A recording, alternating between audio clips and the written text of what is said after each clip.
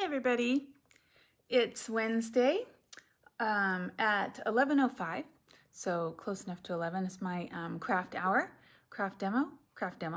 So I am going to just go ahead and get started. Oops, that's the ceiling.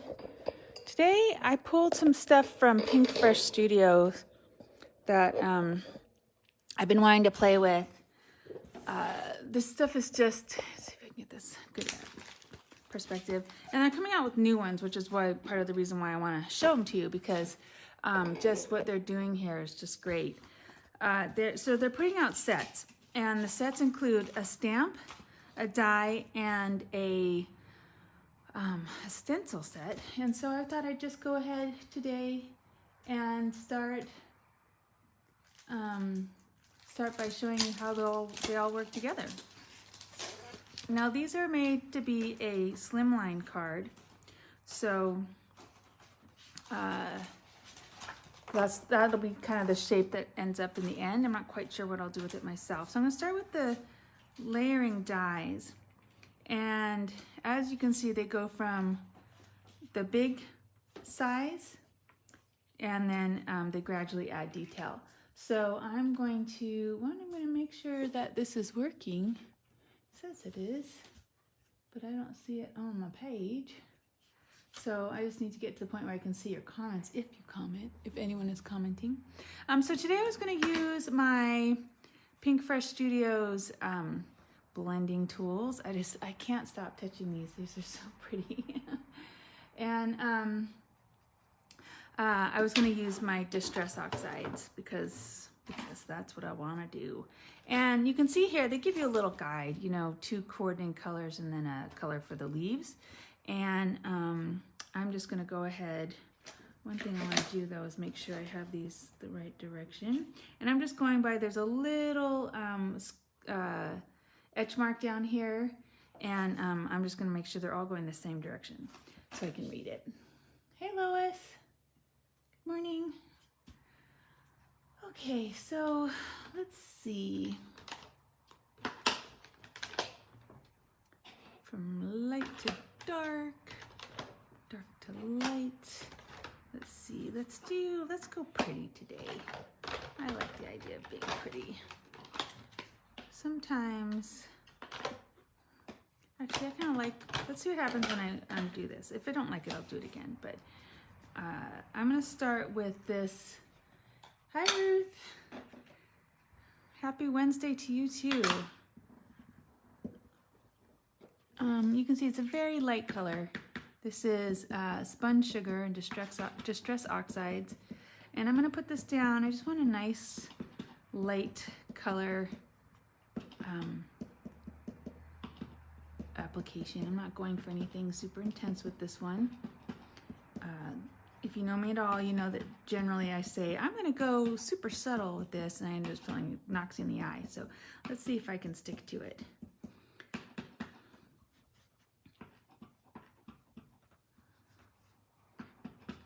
And my Distress Oxides are getting a little dry. They've been around for a while. I should probably refresh them. I've ordered some refresher.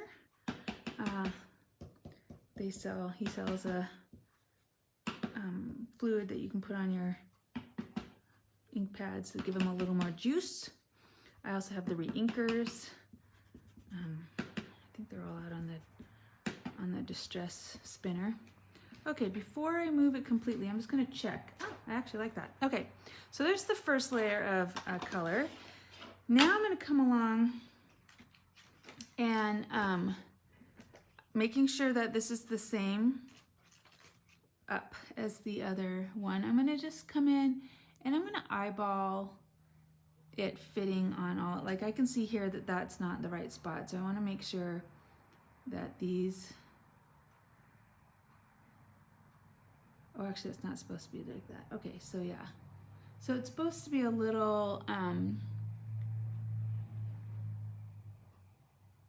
bit off center. They're not supposed to be exactly on top of each other. Let's see how this orange works with it. Ooh, So my orange is a very juicy pad. You can see how much color I'm getting out of it doing it like this. So I'm getting not particularly subtle. What did I say I was going to do today? Did I say I was going to go subtle? Oops, and then it shifted. Okay, sweet. That actually looks great. I love it. So that's the orange. And you know, you can see they give you a guide. You can kind of see that I pretty well replicated that. I could have maybe put down the ink a little more, what's the word, with a little more care so that it's a little more fine, but I like it. And then this one just goes down, let me see, so that the leaves go in between the flowers and that the stems, there are little stems here, and you can see the stems match up here. So I'm just gonna try and get these where they're supposed to be stem-wise. Move it down. Okay, perfect. So that's good. So I can basically, I don't know if you can see that I have the stems lined up with the base of the flowers.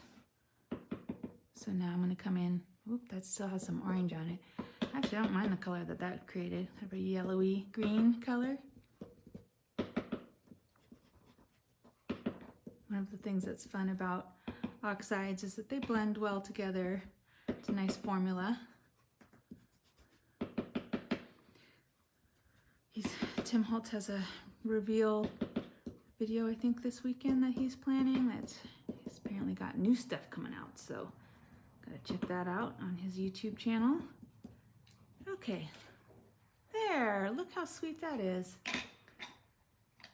You can imagine that if I'd had, well, no, that went pretty quickly, pretty smoothly. Ooh, you know what I don't have is my, don't have my die cutting machine. I'll have to run and get that. Okay, so now I'm pulling out the stamp. And so what I'm gonna think about with this one is, like, I could leave it. I don't need the stamp, right? This is just me doing the whole thing. But if I left the stamp, I wanna use the stamp to create outlines. Okay. So I'm mounting the stamp. I have this Prima stamp block. And so I've mounted the stamp. Now one thing I might do, now that I'm thinking about it, maybe what I'll do is actually use my stamping tool. Oh, I should have thought this through. Let me get that.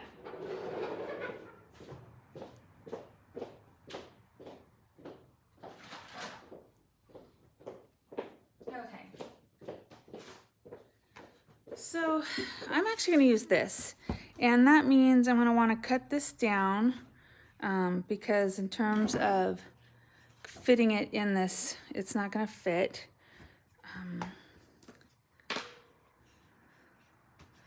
Yeah, so I'm just going to get a pair of scissors and rough cut it, I think, anyway. So we're just going to rough cut it because, you know, I'm going to cut it out with the die cutting machine, so I don't need to worry about it being exact. I'm going to cut it down so it'll fit in the stamping machine, stamping platform. For some reason, my brain right now will not let me think about what this is called. MISTI, there we go, it's written on it. Now here's what's genius about a MISTI or any sort of stamp platform. Now I can put that down so that it won't move. So now the paper won't move, ideally. And I have other, I sell the replacement magnets and all that too. And then I'm gonna line this up so that it fits the work I've already done, I think. This might require some glasses. All right, and then I'm going to close this up. And so this shows it using black, so I might as well just do the same thing. Now, one thing, the stamp is brand new, so it was a little sticky there. This is a StazOn. This is a permanent stamping ink, and I like to use it's my second favorite after the Versafine. I'm using this because it was right there. Now here's the thing about the MISTI. If I put this down and I pull it back up again and I go, well, that didn't work. It didn't work. Why didn't that work so well?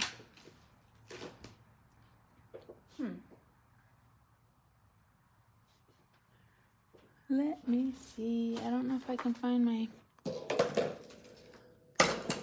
the Versafine. There it is. Let's try it instead with this. This might be a little juicier. It might be that the stamp pad's getting a little too old. Okay, so now I'm doing it again with my Versafine. I can already see that it's inking up much more completely. Doing it that way and come down. But now it's just going to come back down on top of what I've already stamped. So cool. I'm going to do it again and make sure it really gets those parts that it didn't get right here. Okay, so sweet. Now you can see that this is very much a sketchy style, so it's not, I'm not worried about it being a little off or the colors, you know, being a little spotty, because that's kind of the look of the whole project. So that does not bother me. All right, so then the last thing to do to create this, of course, now I have buried things, buried it all, is to use the die cut. I've got to remember to just keep a die cut machine over here. I got here and realized I was playing catch up immediately because my my equipment wasn't set up properly because I'd been gone. All right, so you can see what I'm going to do is cut that here and end up with a nice piece to put on a Slimline card. And let's see. With this set, you get all these nice sayings. So here we go. Well, that's why it doesn't matter. I can't read it. You are my favorite thing about every day. I love you more today than yesterday, but not as much as tomorrow. You are my favorite person. Just a reminder, I love you. I am so happy for you. Today is all about you. You wow me. Love you, my friend. Now, a couple things. Once I've cut this out, I could then cut it even in half and use it as you know, a frame from either the top or the bottom of a card, or I could use it just as a centerpiece and have this come down on top of it. So one thing you might do is, let's do this actually right now. Let's just stamp this on another piece. Let's stamp this one on another piece.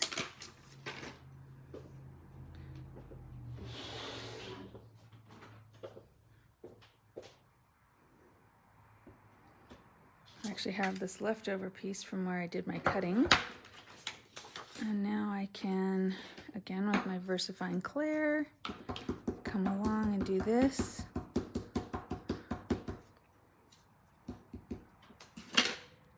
And this. Okay, so, I moved it a little bit, so that came out a little crummy. Let's do it again. Try again, Angharad.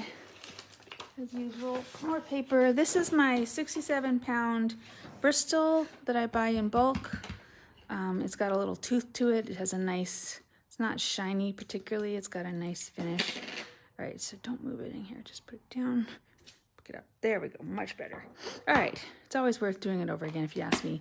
Makes a big difference. Okay, so this one I would either fussy cut or I would pull, so if, you know, I cut this and I would fussy cut this or use, you know, a die that I have that might cut it in a, as a little sign or label. I have a bunch of labels. And then I would layer them on top of each other. So I'm going to do that, and then I will post a picture of it later. These are the Pinkfresh Studio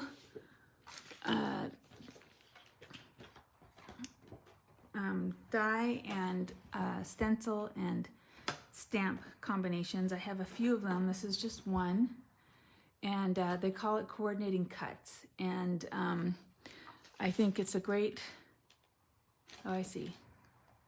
Here's the stamps, and here's the stencils. All right, so you can see here here's the packaging, and the one I used is this pretty floral, but I have one that creates a frame, and they're coming out with a bunch of new ones. I might bring them all in because I just think they're just such a nice, elegant set. Thank you, Kathy. I think it came out pretty well. So you can imagine maybe even if you were mass producing for yourself to send out a bunch of cards, you could stamp a bunch in a row and do them, you know, create a whole series, a bunch of different colors. I mean, it would have looked really pretty if I'd used, you know, some blues instead and maybe a darker green, right? So actually, why don't we do that since I have time, since I'm not going to do the cutting part. So that's this. Let's see what happens if I do this with a different color set. So we're going to work from light to dark again. I am not someone who worries about their distress colors mixing, so look away if you're upset that I did not clean my brush before I started using it on another color. Just look away.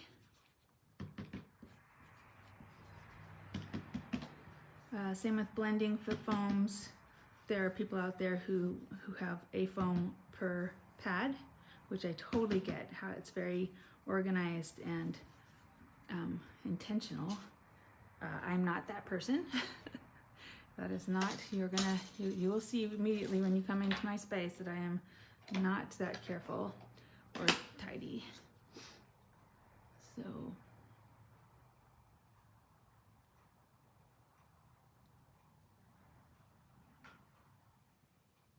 okay, this is the second color, and so the first one was tumbled glass. This one is peacock feathers, which is one of my favorite colors of his in general. I'll put that in an awkward spot. And now oxides don't necessarily, like they're water reactive, so after this I will wash these stencils off, believe it or not. There we go. There's that prettiness. And now we're gonna do the leaves. Last time I used this yellowy color. This time I'm gonna use a darker green.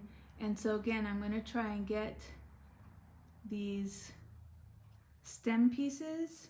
That's how I'm registering this, which registering just refers to the act of putting it in the right spot and finding the right spot to put it. Maybe it's a better way to say it. So, and this color is his Rustic Wilderness, which was one of his mystery colors recently. I'm anticipating a new one coming out soon. Should actually go and make sure I've got that on order. If it's the case. I don't know that it is. I'm just anticipating it because he put one out every few months for a while now. I'm assuming he has a whole palette coming to us. There, oh, look at that. Okay, so that's a nice contrast. So you can see how the color really changes the tone of the stamp. Oh, I'm sorry, I just realized I'm not getting it far enough up. So, you know, I might choose to leave this one without the outline stamp, so that it's just this, you know, pretty watercolory effect.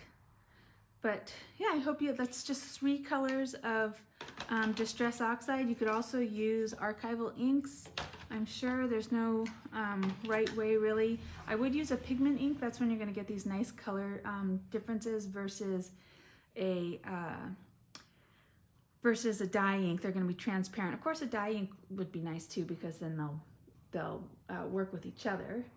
Thanks, Kathy. I like this one. I actually like this one better too. It's more me color-wise. This teal is actually very close to my living room color. So I think you could also use this with paint as long as you really got the brush thin or whatever you're using, the sponge. You don't want goopy paint. This is not textural, so you're not going to want layers of paint. the way I usually do it. You're really going to want this nice blended feeling to it, whatever you use. So I really like that one too. It's really pretty. All right, everybody, thank you so much for joining me today. I hope you know that, oh, wrong direction. Friday we have an open house. The whole block is getting together to celebrate reopening, and we've got a couple new businesses we want you guys to know about, including Spunky Rose, which is a vintage shop in between me and my creative outlet. And yeah, I hope you come down. It's from 5 to 9 on Friday, and there'll be a free craft. You can come in and make a button, and there might even be some nibbles and drinks for you. So hope to see you here. And I'm not in a position to because I think that you'll be safer that way. So come on down either way. All right.